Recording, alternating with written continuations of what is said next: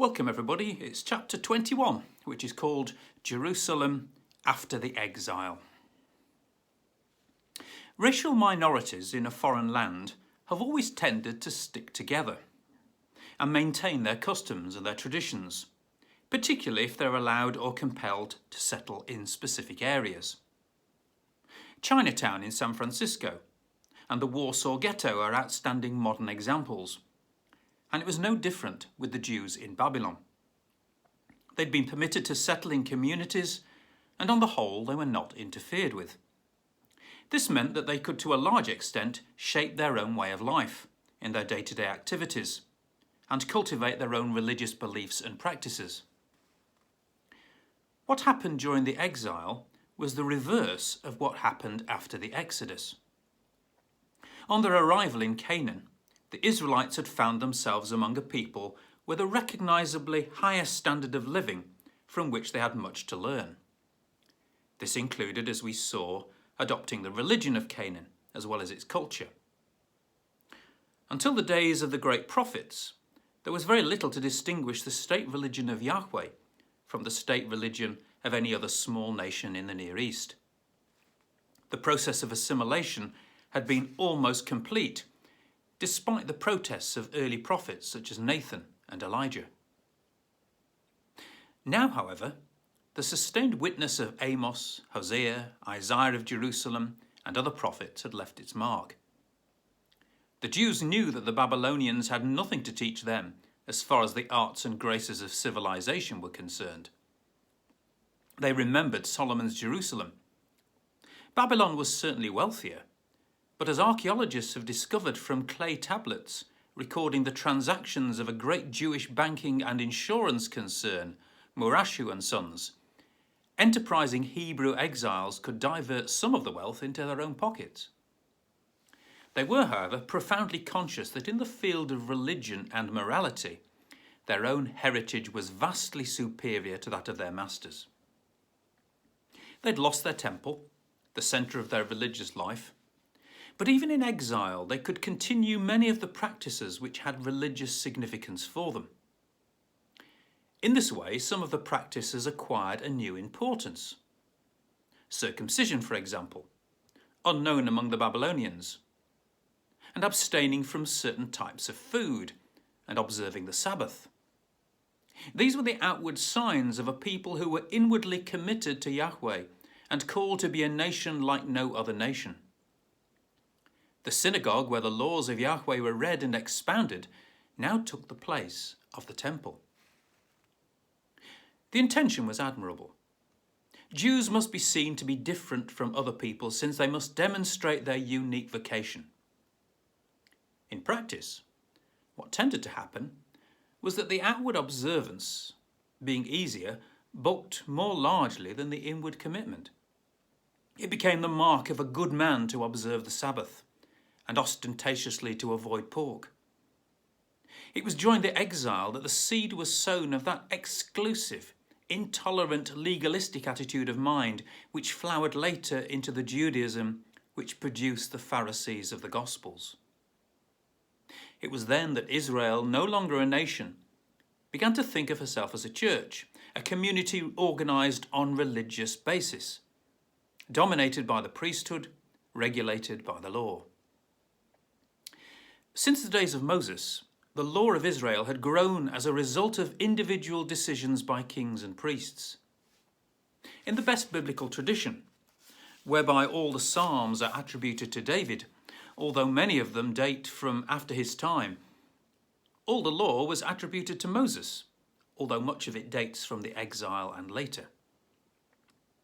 When, with the Edict of Cyrus in 538 BC, a start was made to return to the Holy Land, it was the beginning of a process which ended with the rebuilding of Jerusalem and the surrounding area into a tightly knit theocracy, governed by high priests, controlled by the law, hostile to any foreign influences, rigid, self-centred, and not surprisingly generally disliked.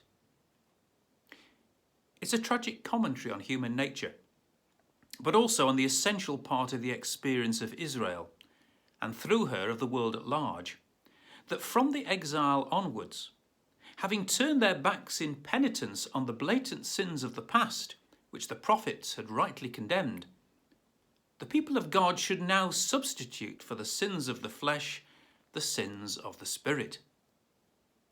The road to hell is indeed paved with good intentions.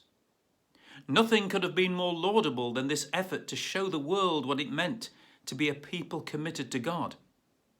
Nothing could be more unlovely than the result. The pious author of the books of Chronicles, Ezra and Nehemiah, writing 2 centuries after the events he describes, sees through rose-tinted spectacles the return to Jerusalem after the Edict of Cyrus as a kind of triumphal procession that Isaiah of Babylon had hoped for, culminating in an enthusiastic tackling of the rebuilding of the temple. The contemporary evidence of the 2 short books of the prophets Haggai and Zechariah give a more sober account of what actually happened.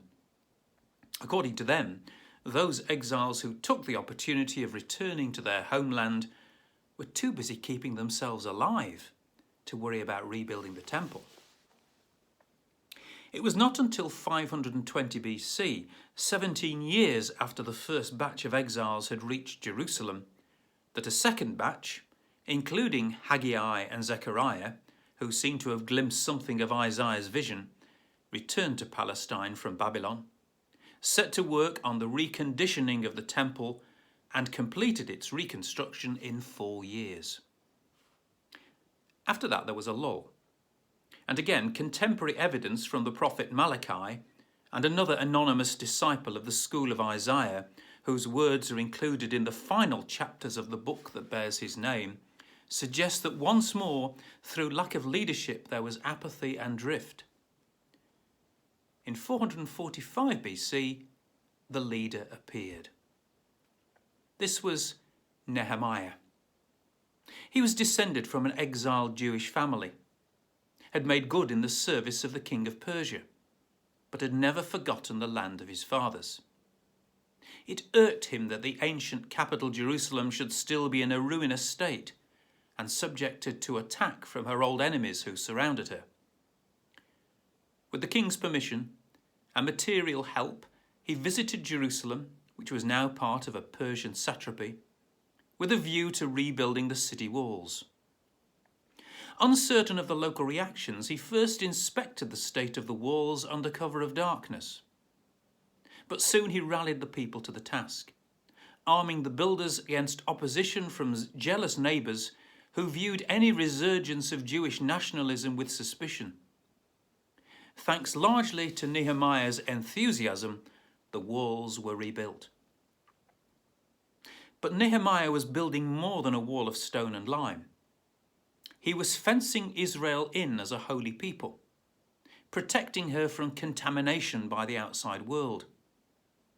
He shared the view that had developed through the exile, that the only way to avoid the heathenism which had brought disaster upon the old Jerusalem was to reconstruct the life of the new Jerusalem as a people separated from all strangers, quote. This meant no mixed marriages, an emphasis on racial purity, meticulous observance of Jewish religious practice. This policy of segregation was carried a stage further by the arrival in Jerusalem in 398 BC of Ezra, who was a priest from Babylon, and whose main concern was that the Jews should become visibly a holy people governed by the Mosaic law. He not only denounced marriage with non-Jews, but insisted that all who had married Gentile wives must divorce them and disown their own children. It was like Hitler's Aryan laws in reverse. In a solemn ceremony, Ezra read to the people the book of the law of Moses, and the whole community solemnly pledged itself to observe it. Among its contents were the 10 Commandments, and much that bore the imprint of the great prophet's insistence that justice, mercy, and humility were the true marks of the people of God.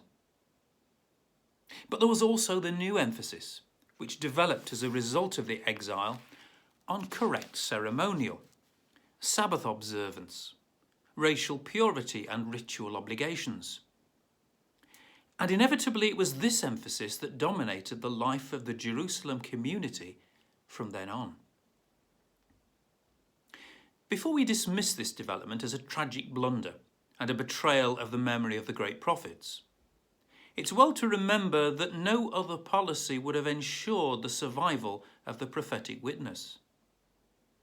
Between the time of Nehemiah and Ezra and the birth of Christianity, cross-currents of pagan thought and practice swept through every corner of the Near East, except Jerusalem. There, within the hard shell of institutional religion based on the law of Moses, the warm humanity of the prophets lay embedded until Jesus made it live again. If much of the law was nonsense, it was at least moral nonsense.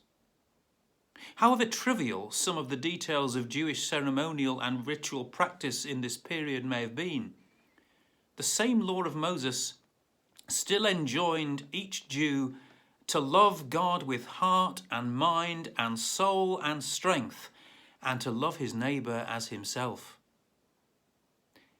It needed Jesus, however, to sort out the priorities.